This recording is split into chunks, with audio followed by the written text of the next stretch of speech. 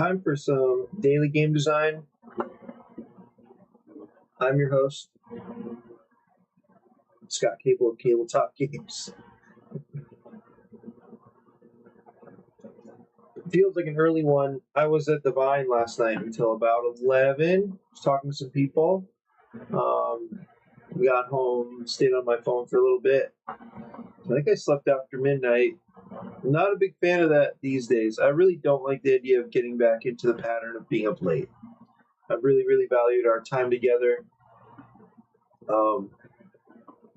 Even today, I think I finally woke up at 6 something, but that meant, 6 hours of sleep, and it was like that sort of later sleep. So I feel it. I feel a little tired, but anyway, there's good things coming today. I believe I have a playtest with my friend Eric. We were in the Unpub mentorship program this summer. I happened to somehow get accepted to be both mentor and mentee during the session this summer. I think was it a 12-week session, something like that. And I ended up being mentor for two designers. And what that really meant was, as often as we could have a weekly meetup where we would, open up. We'd have a Zoom call or something like that. Or one of the guys, interesting. I think he's published from back in 2014 or 2012 or something like that. Then he's just getting back into design now and realizing that the landscape has changed. That was his thinking.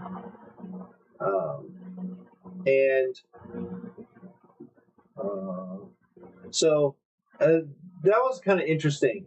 So like he doesn't use TTS. So he actually figured out a nice setup for his phone, so he could have his phone and his laptop going, and he had a top-down view of his game. I think we looked at 2 or 3 games of his. So anyway, had a really great time connecting with these guys.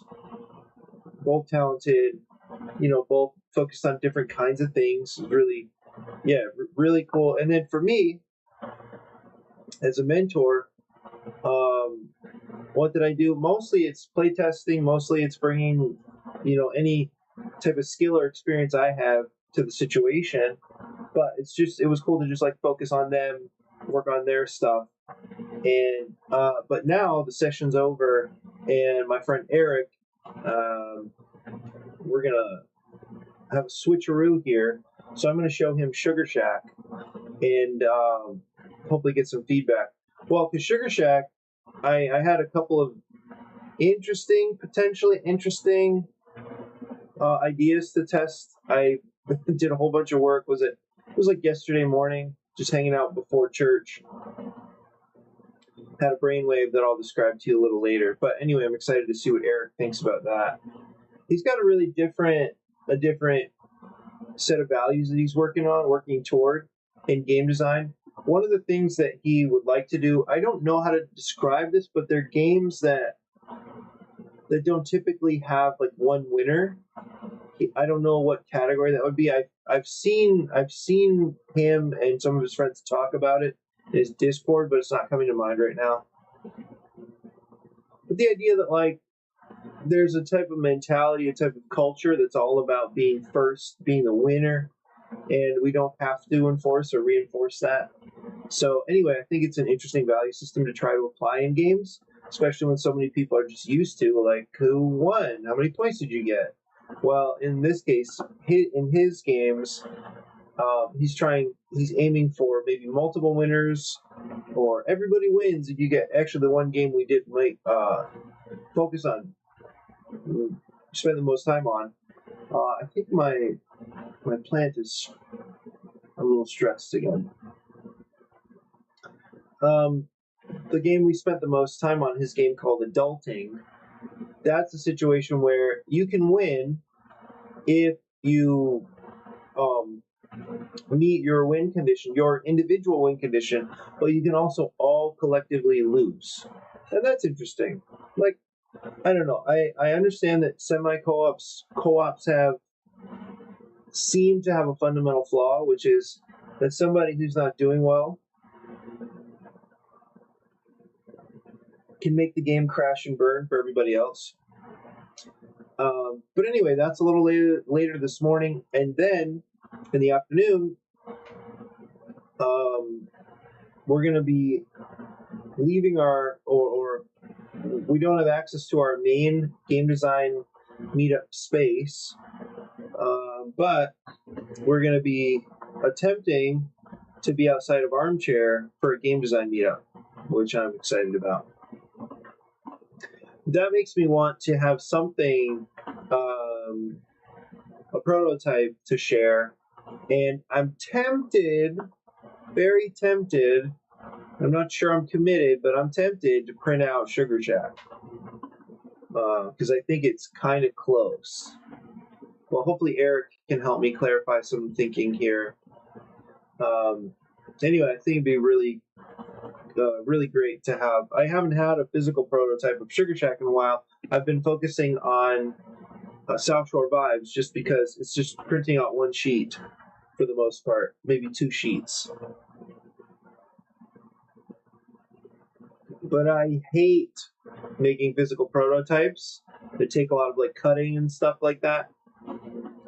Partly because it feels so much like a waste when I can test online anyway. You know, I can get a lot done by testing with various groups, or like I'm going to be doing with Eric, making lots of changes this way.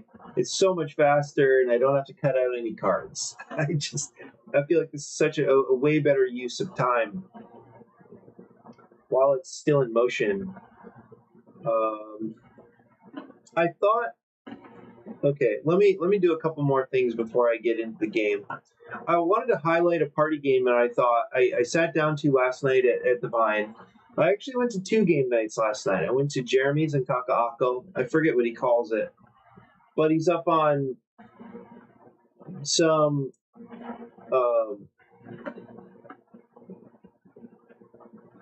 want to come up with a fun word. So, well, anyway, some impressively high floor in his apartment building downtown, and or Kaka'ako area. I don't actually know where downtown is or what counts as downtown, to be honest. Oh, good. I just learned that an admin approved my post in Board Game Design Lab community. What was my post? It was a link to Matthew Dunstan, one of Matthew Dunstan's recent YouTube videos. I was going to mention it anyway, so I'm glad that they approved it. Actually, let me come over here. There's a fun, it's just cool being a part of these little communities. Like, this was a fun question. Which board game did you buy because of the hype, but it turned out to be crap? And so there's a bunch of ideas. Anyway, so I went to Jeremy's first.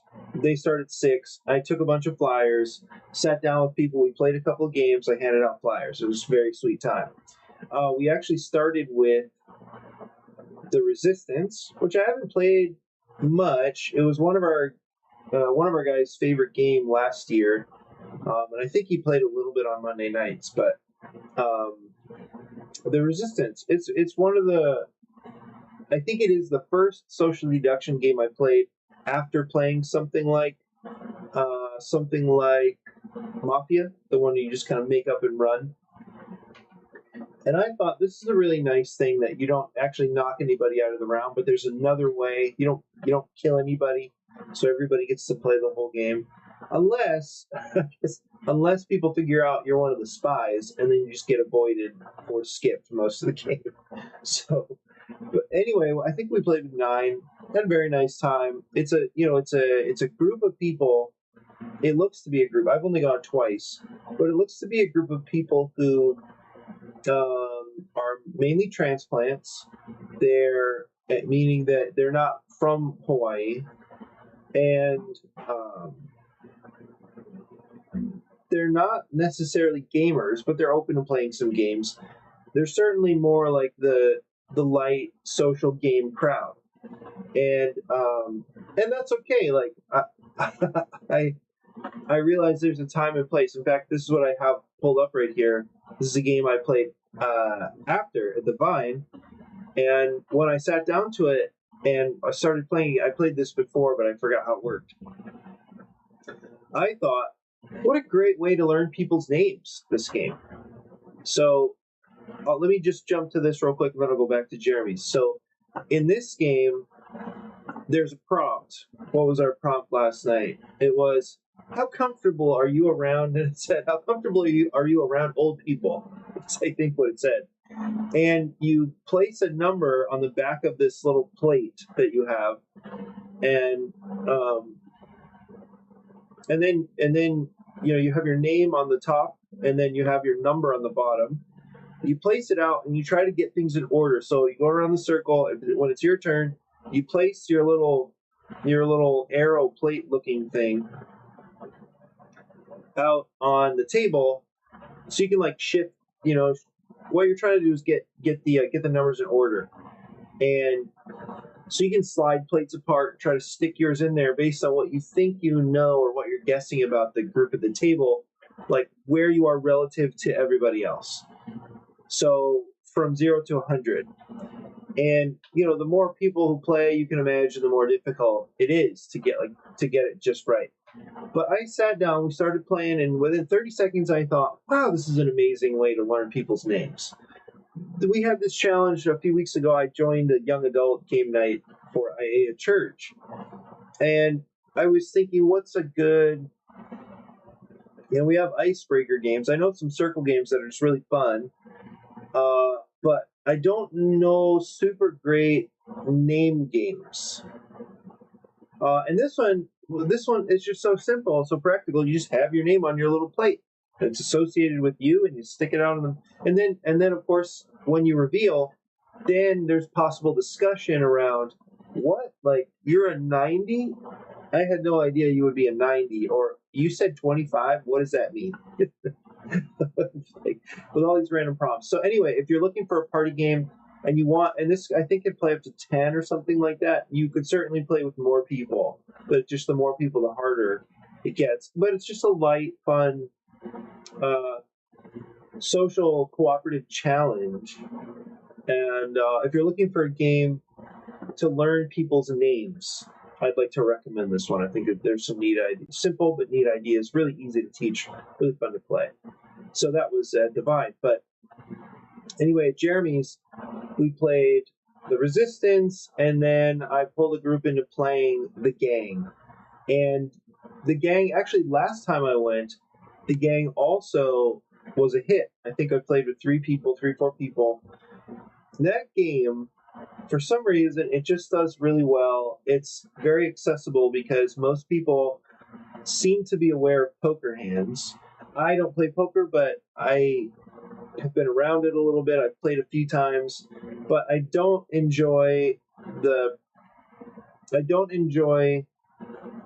would not look forward to studying the probabilities of different hands and then mastering what bluffing means. So I can bluff, I can lie, but like how to show that I'm bluffing stuff. I don't want to study the game to that level of detail. I don't mind playing a few hands. I'm not interested in gambling. I think there's some church culture stuff too, which has made me somewhat resistant to playing these more gambling type games, blackjack, poker, whatever. But anyway, this game is a cooperative game, and we started running the game. We have 6 players, so it's really hard. It's a really tough game at 6. But we played a few hands. At one point, I was just a dealer, having a great time, just getting cards out and managing the game. And then I got up to go get a snack, to go talk to Jeremy, and I just love it. They were able to just run the game, continually running the game themselves. They started seeing some successes after a bunch of failures. They really enjoyed themselves, and that's the point. Let's have a nice time together. Let's make some memories. Let's deal with some challenges. They had a great time. So anyway, nice, sweet group up there. I think they were going to transition to a big game of Werewolf when I left to go to the Vine. I really am much less interested these days in social deduction games. So I like the puzzles that come with Euro games. I think I mostly prefer Euros. Um, for some reason, my Tabletop Games account on Instagram is getting more follows these days. Nothing's changed. I don't post all the time. I do post maybe once or twice a week when I remember, and because I do take video regularly of the games I'm playing, but it's just simple like sweeping, camera angle, like flying in and over the components and looking at people. That's all I do. I don't really do deep reviews or anything. I would not have the energy to maintain that. But I'm starting to get a few more follows for some reason on Instagram. That's cool. Okay, so at the Vine, we're really in retreat planning mode, and I was really encouraged. I went in, later. It was like 8:30 maybe. By the time I ate something, got in there, saw a lot of familiar faces, cruised around, said hi to people, sat down to make some plans about the retreat. I'm excited. There are times when the uncertainty can get to me a little bit with a lot of moving parts, people needing to take a break. As in we lose, like there's turnover in our team. Some people have to cancel, some people have to pull out. Like there's always these questions of how things are going to go. But I know we're doing something cool. I know we're doing something meaningful. I believe in it. I believe in the value. Not everybody does. I can't say we're perfect by any means, or that we're always knocking every element of what we're doing out of the park.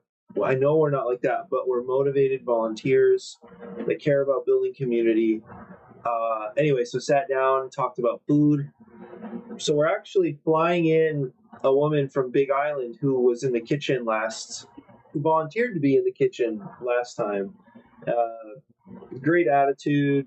It was actually Jeremy's mother, and so she's going to be looking after the menu. So we were doing some menu, some shopping planning last night with me, Ming, and Ian. Anyway, and then I milled around some more and went and sat in on a game of It's a Wonderful World. Enjoyed that. Enjoyed the fellows at the table.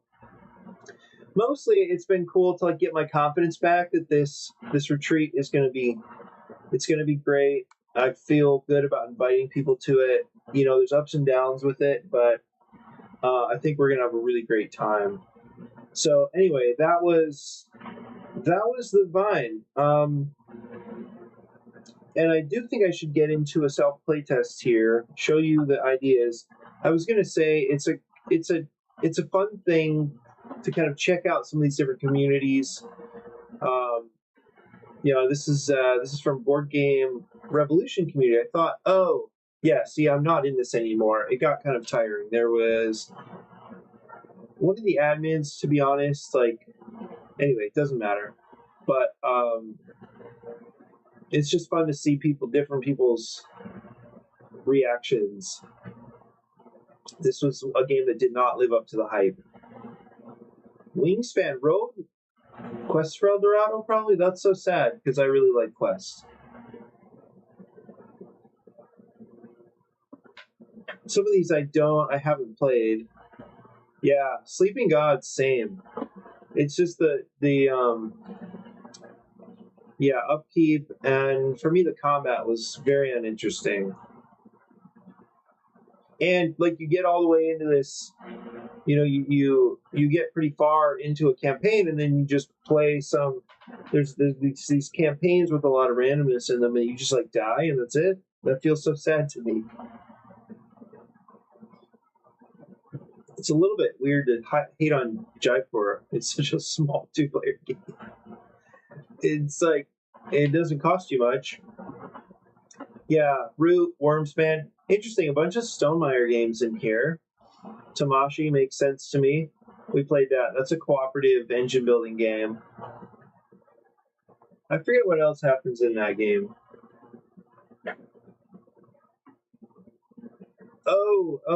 These like robots or something come and like attack you and attach to your player board and player area, and you fight them kind of independently.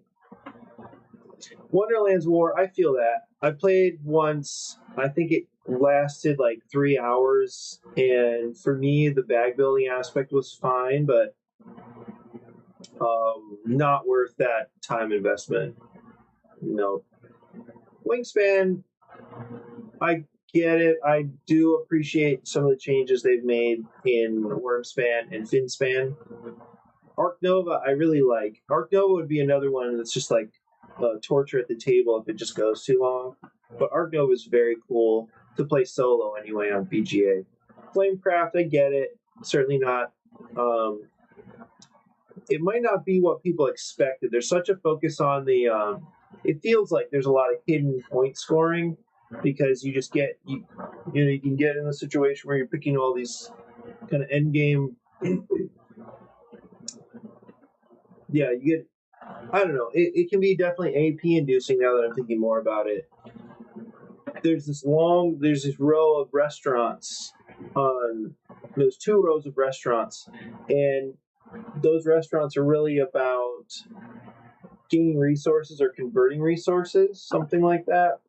And you can like combo stuff together, and I think it really bogs down, especially later on in the game when there are more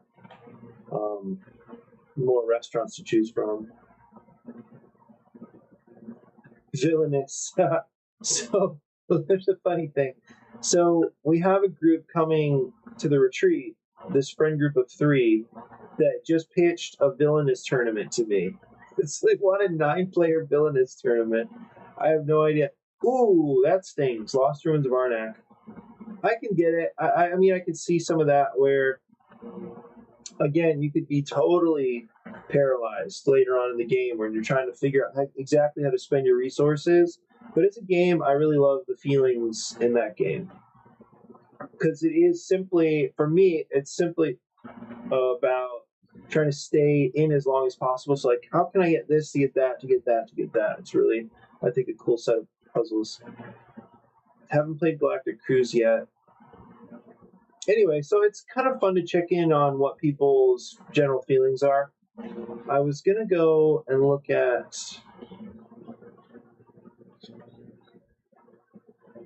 my post. It got approved, and then I'm going to jump into. Actually, it's because of this post that I'll be able to describe. I'll be able to. I don't know why this was pending. Are they all pending? I'm not sure. Maybe it just got caught because it's mostly a link. It's just a YouTube link, and it's not to my video. It's to Matthew Dunstan's video. And I had it playing in the background. I should actually go back and watch it in detail. But one of the things that stood out to me is that you don't want players to be overwhelmed by choice at the start of the game. So there's two aspects of this that I want to point out as I transition to actually playtesting a quick game. The issue I have with any of these, and generally set collection games, I feel like I come and kind of bash. I don't mean to bash Sushi Go, but it's just the example that comes to mind generally. But there are plenty of them. Any set collection game that involves, a bunch of different types of cards that you can group together throughout the game. The issue is, I'm thinking of Sea Salt and Paper right now too.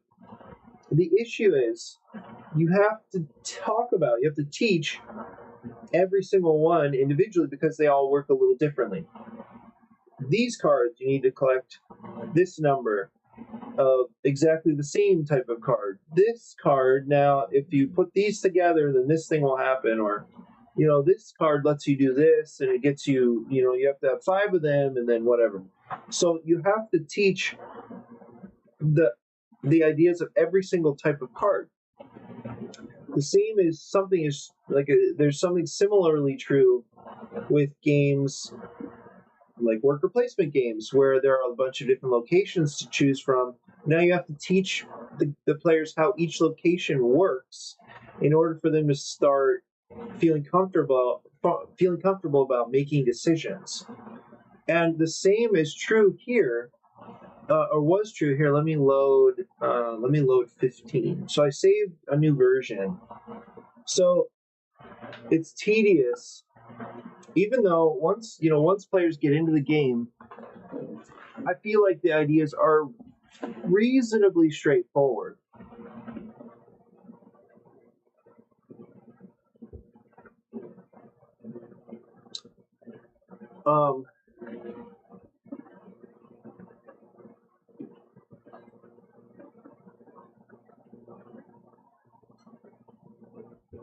Like what you can do on your turn is kind of limited. It doesn't feel like it because you have to go through a teach where, like I have how many buildings out here? Well, first of all, there's your sugar shack. Your sugar shack runs a certain way, and it can all be upgraded. So you got to mention all that stuff. And you got to mention that all the cubes you're getting come from this, and this flips, and then whatever. And then you have to go through each building. And that means 9 buildings. So if you figure that each building might take about a minute to describe, which is probably a little bit high, but of course let's just say that for simplicity's sake, you may be into like a 15-minute teach. And for a small game like this, that's really sad.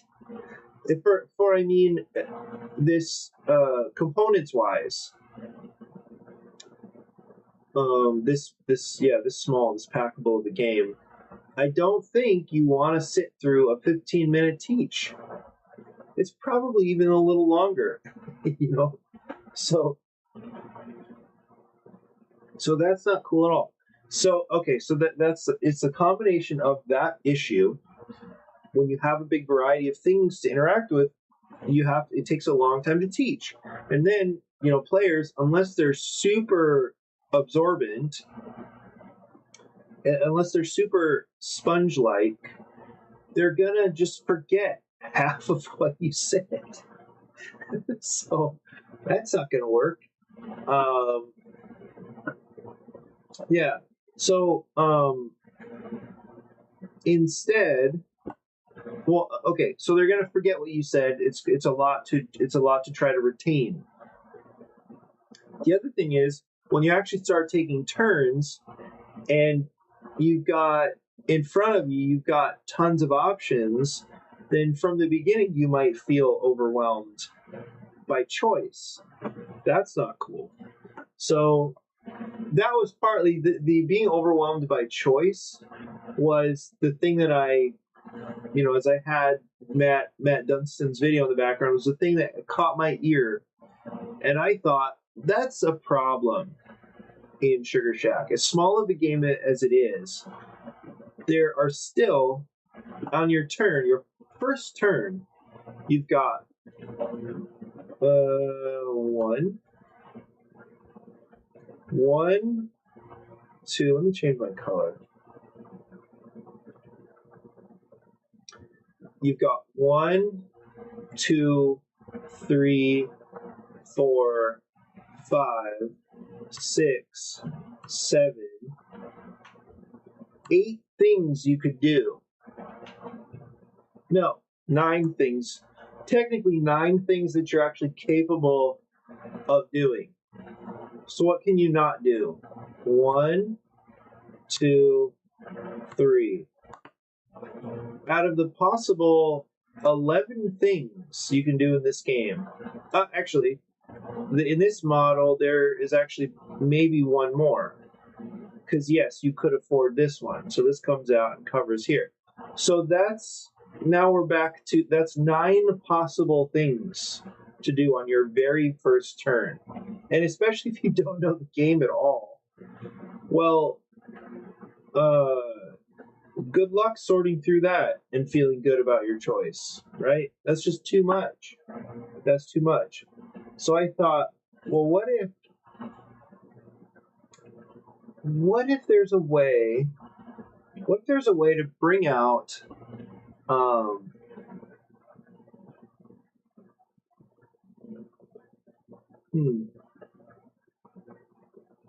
Yeah, what if there's a way to bring out buildings so that at the very beginning of the game there are not that many things to choose from? What's a way that this could happen where players, they might still get a little bit of choice,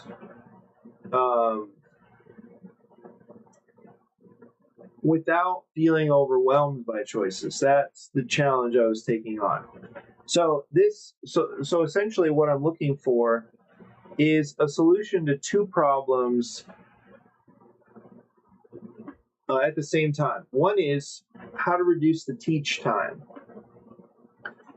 Second is the first one, reducing teach time. Second one, reducing the flood, the glut of options. So the overwhelming number of options at the start of the game. Okay, so I thought through a couple of options before I landed on the one I'm about to show you. First one is that these mayor's favor cards, which come out in covered buildings, right? So this would just come out and sit out on this building and shut it down. So in a way, it might limit choices, right? Because maybe one of them covers Closerview Market, so it makes this one inaccessible. And so in that case, you could only go to 1, 2, 3 locations, or 4 locations with the farm market. I also counted, by the way, these free actions, which are technically doable, but on your first turn, you probably wouldn't think to do them. I'm not sure you would or not, but what's going on in the football world this morning. Eagles, Chargers, Raiders, Commanders, Jets, Bucks, Colts, Titans. Wow, that's fast. First quarter. Anyway, here we are, back to Sugar Shack. I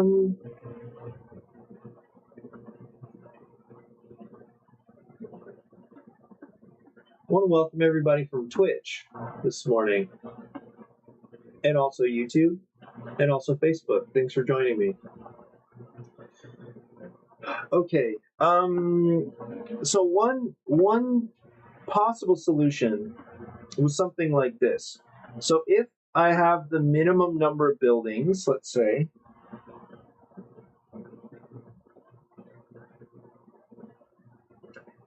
minimum number would be, well, not minimum number, but the ones that I think would make sense to be available at the start of the game. So not this one, because you can't interact with that for a little while. Not this one, because you can't interact with that. And maybe even not this one, community projects. But I'm going to leave that one out just for now. So the other ones, I thought, maybe putting the gift shop away could also work, and Farland Market, just as an example. So what would be left are these 5 cards. So what I was thinking was that there could be, like, the mayor's favor cards could be double-sided, where maybe this one, let's say you have to set up the deck. So you stack the deck with the first 4. The buildings that I pulled off of the table here just now, pull off the grid. So maybe the first one is Farland Market, for example. So this one would come out. So that's actually perfect. So imagining that these cards did not exist anymore. So the ones over here. And instead, what was happening is as Farland Market comes out, but the mayor's favor side of Farland Market is showing. So here it is, and then what you do is the players would then race to get this one done.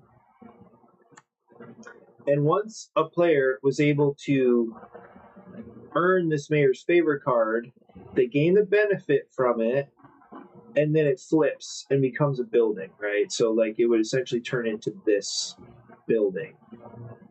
So it comes out at the start of the game. The players race to earn it. When somebody earns it at the start of the next round, this card flips and becomes this. So it's double-sided. And I thought, okay, that's interesting. What it would mean then is modifying, well, what I think that would mean is probably modifying the payouts so that the buildings the payouts relate to would also be available. So like this as an example,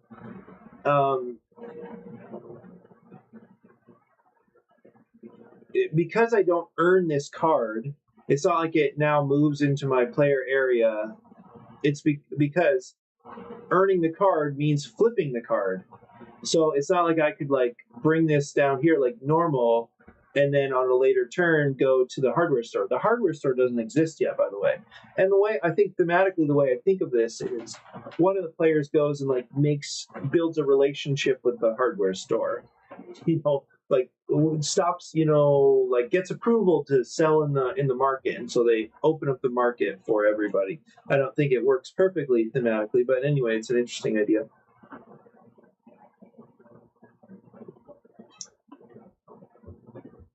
Okay, and then I thought, okay, so it seemed like what I would need to do is modify the payouts so that they're instant payouts, right? And that created the issue of going through the mayor's favor cards quickly still. Because when I tested with, I think it's Isaac, he'll be at the meetup today. I think it's Isaac. When I tested with him Friday, what we still found is that these mayor's favor cards just go too fast. They just go too fast. And that's not cool because then this becomes the primary pressure. Like, it just seems like a player has to go into defense way too soon because these mayor's favor cards, even though I raised the cost, like instead of one worker, they're now two. So it's essentially, as long as you only have the starting number of workers available, that's your whole round, potentially. They were still going too fast. Why? Because the payout is valuable. So at least when we played and when I self-play tested, it seemed to make sense to gobble up these cards. So from there I thought, well, yeah, so trying this idea, I think, would have opened up two problems. One is that it would still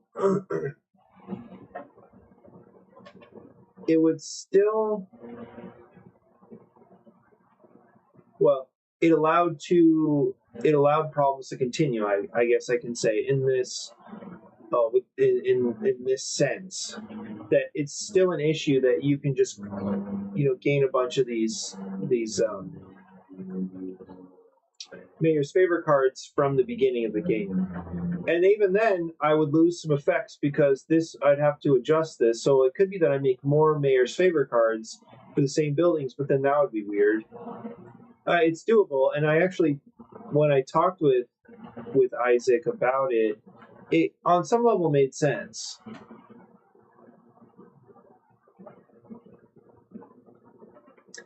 On some level, it made sense to double the number of mayor's favor cards, just so that there's less certainty And then what you could do is raise the number for the win con, right, from 4 to like 6. But then it's like a game of the mayor's favorite cards, and for me, that's not that cool. I want it to be an option among at least 3 options, something to pursue. So we thought, like Isaac and I thought, well, why don't we? I hope it's Isaac. It might be Isaiah, actually. It might be something else entirely.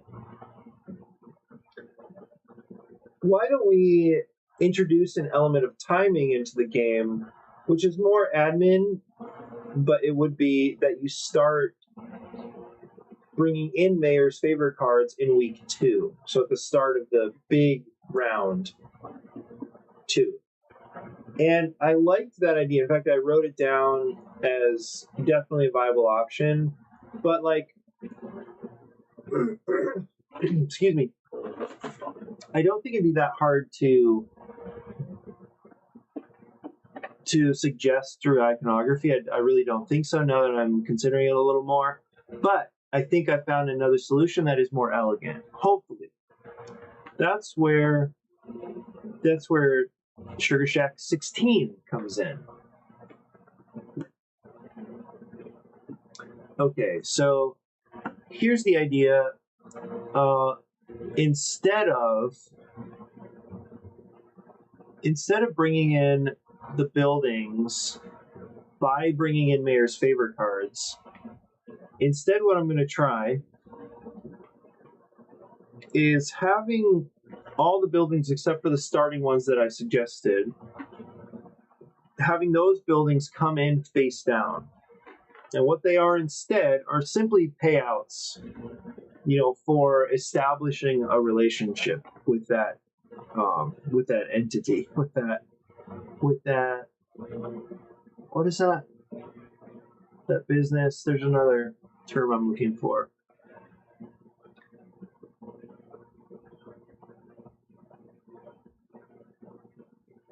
I think it's related to proprietor, but I can't think of it. Anyway, so my thought here is establishment. That's what I was looking for. With this establishment, what it is you do activate it like a normal building, but then you get to choose which building to activate because the cost is the same for all 4. And this is kind of why I actually don't think this is a great idea, because now you need to explain how to activate these cards and what you get for them, and probably still explain what all these buildings do, because now it becomes a choice for the players of which ones to reveal when. So that does not sound like a very welcoming choice for a first-time player. So I think this is not a perfect solution. However, this solution does solve the problem of being able to rush the Mayor's favorite cards. So what I would do is essentially, whenever these have all been uncovered or discovered, these establishments, then the next round I'd start bringing in Mayor's favorite cards. So this is great because it basically delays the Mayor's favorite card entry into the game for about a week. So that's what we were going to do anyway. But doing it this way, I feel, is slightly more elegant. It's less. What is that? It's less forced. I mean, because I couldn't really justify it. I couldn't thematically justify waiting to bring in the Mayor's favorite cards until week 2. So here is there's still not a thematic justification now that I'm thinking about it. Instead, there is a kind of mechanical there's a flow to the game that's not just like, hey, remember when it's week 2, make sure that you start bringing in Mayor's Favor cards. In this case, it's just, okay, when these buildings are discovered, start bringing in the Mayor's Favor cards. That's still something to remember. In fact, it might be slightly less memorable or understandable, because you could place like icons on, for example, the other side of the sugar bush. You could just put on the second side, you could just put Mayor's Favor cards. So I don't know, there are a couple arguments against what I'm doing here, but I think it's worth trying. It's definitely not perfect that they're all here. So you do have 4 choices. So you're kind of looking around the board. Oops. And you're asking, do I want more money right now? Do I want another worker next round? It's that kind of thing.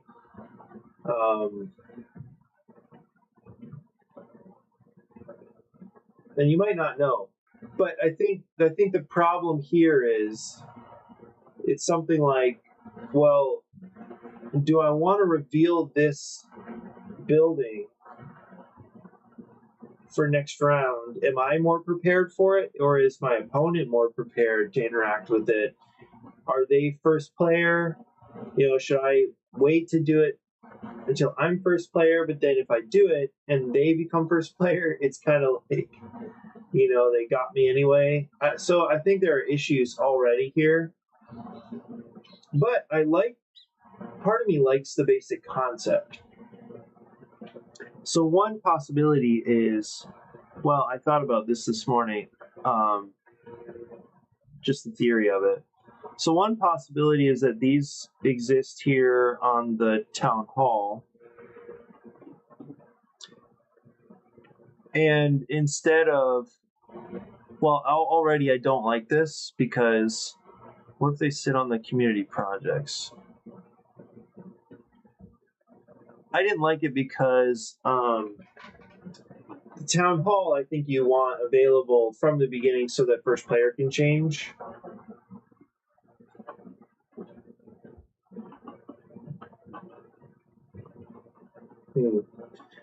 There could be another way to change first player. I don't know of too many. Of course, there's one where you change every round. But then I think you're calculating.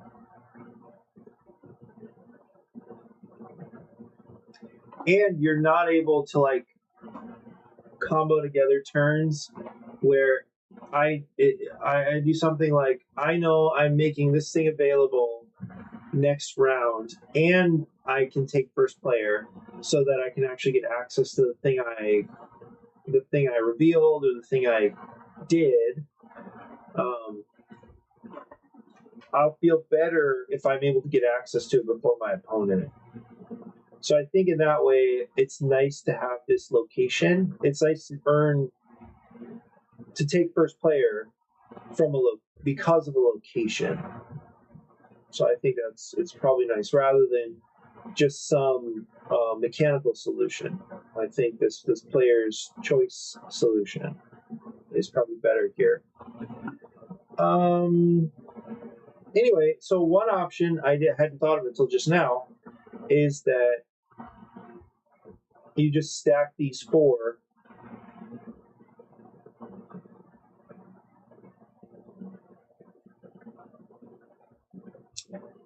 Stack these 4 on top of the community projects card, and actually suddenly this is not a terrible idea. The issue I have with it is that, let's say for example, I'll just take a few turns. Let's say this is the start of the game. I don't know why I wouldn't go here, because it's a perfect conversion.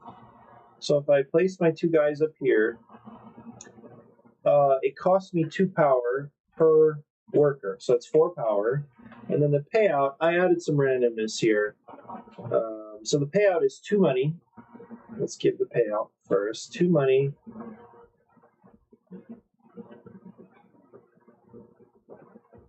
Two money plus a die roll. And the result is 2 cubes.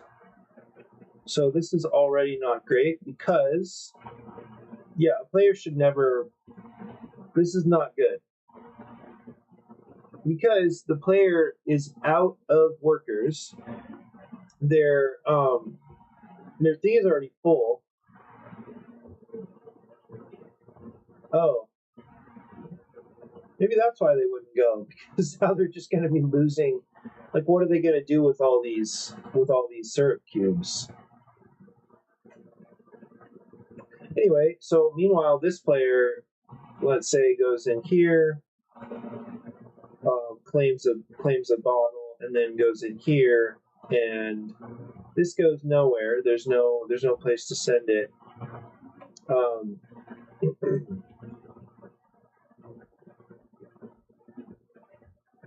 I don't like that because that feels like a rules exception.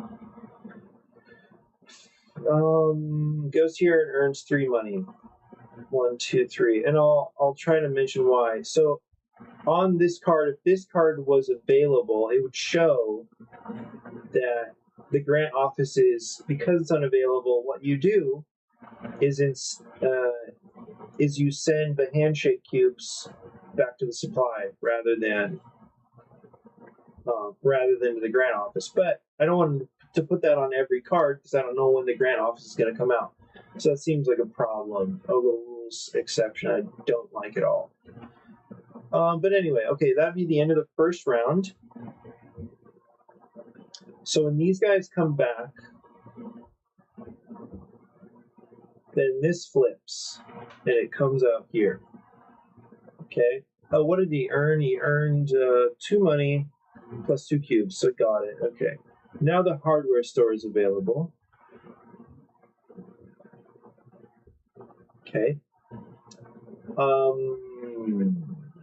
This guy comes back.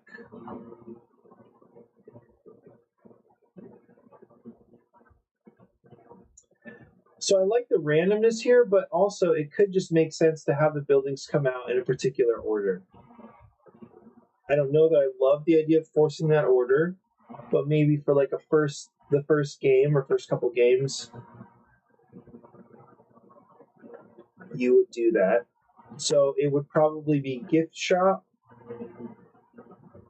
It'd probably be gift shop, hardware store. No. Farther market, gift shop, hardware store, grant office. So that's the order I would force, but let's say in this case there's no need to do that.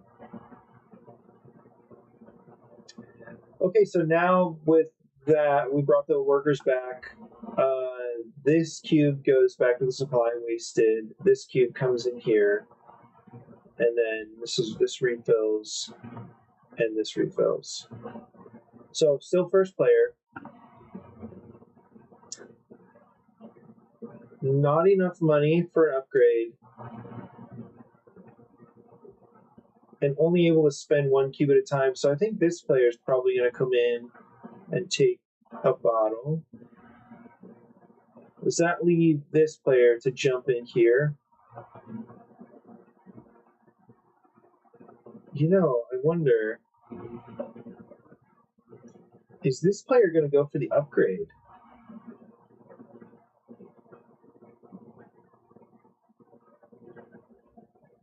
No, I think instead this player is going to come up here, take the extra worker for next round, and then roll. There's also an issue where, okay, so that roll felt weird. So it's an 8. So actually, that works out because that means they can afford the barrel side of the, they can upgrade the garage. Okay, now this player comes over here, spends a cube. So at least they're making some progress. They've got some money now. They both have. Okay, now these come back. I don't mind this actually. I don't mind what's happening here. I like that the community projects is not available too early to force or to allow, competition over that right away. Ooh, I do kind of like the flow here. So this card comes out, and now the gift shop is available. So the effect here is interesting. It's that now, toward solving the two problems that I listed. One problem being that the teach is long. Second problem, that the choices are overwhelming. And third problem, which was a known problem, and it had to do with creating just a focus being on Mayor's favorite cards. So doing it this way potentially solves all of those problems. Because I didn't get the sense that the player who opens these cards up would get an overwhelming advantage by doing that, and then in that case it would be the first player.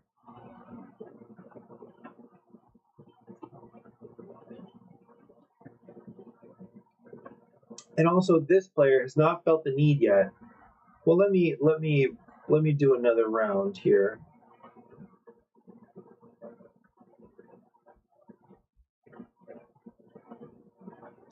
So first player continues. Now what is this player going to do? So they're going to go for upgrades?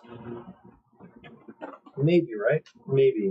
I think this player is going to jump in for upgrades. Let's say this player does the garage. Okay, now this player, what's nice is that this player can take the benefit off this card. Oh, this comes down here. And take a money, one, take a cube, which is not really what they need, but whatever. And what they're hoping for is, well, 3, so that's not great. But at least they have 10 money in order to get the staff upgrade. So this cube is going to get sent to the supply. So that was not a benefit apart from giving them the money they need. Well, so here's the good news. So now they're actually going to take first player as well. And they're able to scry one off of here. So they see that the next thing, the first card that's going to come out is this grant office card. And decent payout, they'll leave it on top, no problem. Okay, so that is the end of the round. We retrieve workers. It is a little sad that the payout, including so many cubes without places to take cubes, it's a little sad. Well, actually, you know what? It's another reason to encourage. It's a reason that encourages upgrading your garage first, which is a little bit interesting, actually. Wait, this guy spent 8, so he's down to 0. Now he's going to rearrange for barrels. He's going to take this barrel. This one, I think we'll go for the staff upgrade, but let's see what makes sense.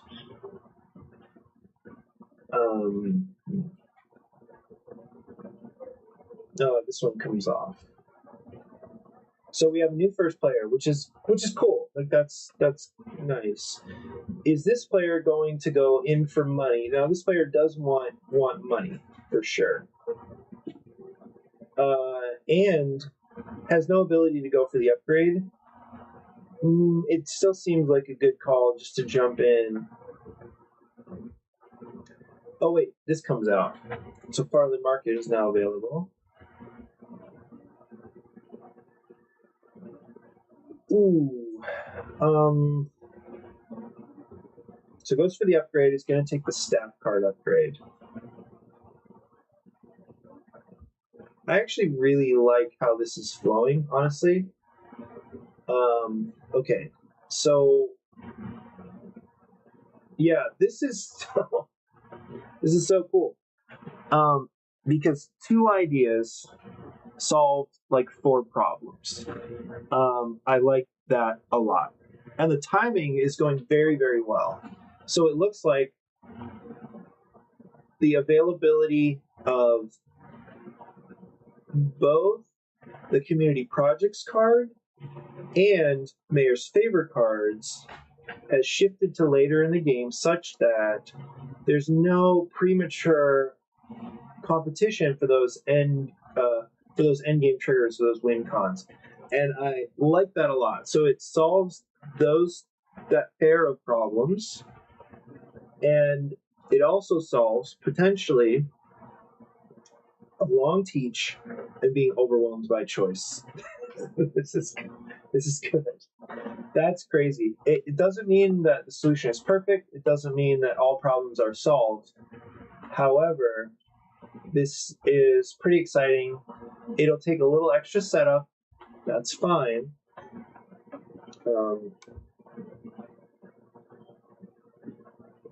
And I have still felt like there are meaningful choices. Like, I'm not sure if this opening is solvable.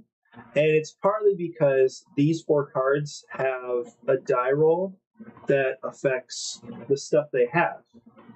So what they can do, what they can get done. So I'm really excited. I think one problem that's coming to mind that remains is what to do with too many cubes. So I think as a free action,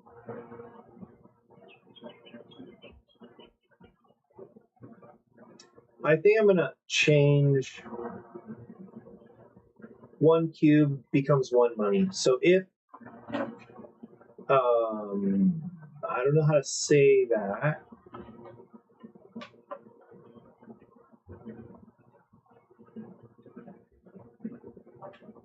But that's probably the answer. It's if you get excess cubes, they're not wasted. That's a little sad.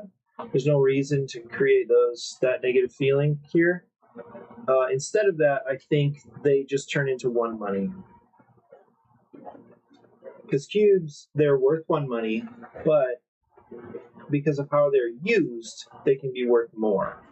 So anyway, I think that's probably the answer there. I really, really like what's happening.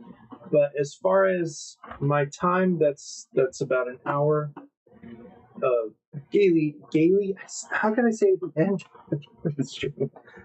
That's an hour of daily game design and game chat. So thanks for joining me. Please, if you have interest in Sugar Shack, I'd love for you to playtest. Would love to have your thoughts. I've really benefited from Mike's input and the input of all playtesters so far. That includes, wow, this is like way back to like Anne. We've had some of the VPT crew. Now Isaiah. Who else? Even ideas like from the BGDL group, where I asked for more building concepts. Of course, Shem of Garfield Games. Ivan of Player's Lair. There's just been so many people with valuable input. I already can't remember them. I actually should write them down. Oh, of course, Isaac of I can't think of the name of his. Well, he's publishing something. I even forget who's getting. Anyway, there's already just like so many people who've offered a lot of valuable insight and feedback. Sugar Shack is in the shape it is right now because of all of them. So it's just a cool collaborative thing. It's really fun to like kind of drive and manage this stuff, but at the same time try to onboard people's ideas and feedback. It's just really, really fun to be able to work on this stuff. Yeah, so that's it for me. Thanks for joining, and I'll see you soon. Go Bills.